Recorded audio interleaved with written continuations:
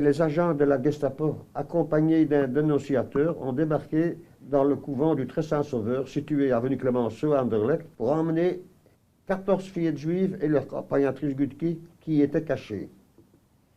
Les religieuses avaient obtenu des Allemands qu'ils reviennent le lendemain matin de leur permettre de préparer les affaires des fillettes.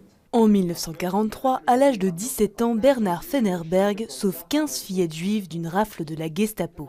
Avec d'autres résistants, ils partent chercher les enfants au couvent pour les cacher. Je me suis dit, oh, ces enfants, ils ne les auront pas.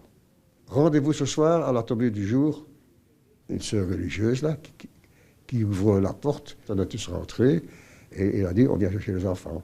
Ces enfants, ils ne les auront pas. C'est aussi le titre de son livre, de son histoire, qu'il publie en 2014. Entre les débuts de la guerre, le sauvetage des enfants et la libération de Bruxelles, ce livre est plein de rebondissements. À chaque épisode, il y a toujours une activité qui continue. Enfin, l'activité.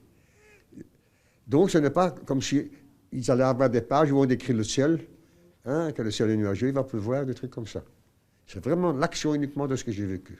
Une histoire que ce résistant partage dans les écoles pour le devoir de mémoire, mais aussi pour combattre toute forme d'intolérance. Comme le racisme, comme toutes ces théories qui restreignent, en fait, c'est surtout la méconnaissance. Et donc là, de connaître, de rencontrer des gens, d'entendre d'autres histoires humaines, ça change tout en fait. Un contact nécessaire entre les étudiants et ces témoins de l'histoire pour mieux comprendre la Shoah et ne pas reproduire l'horreur du passé.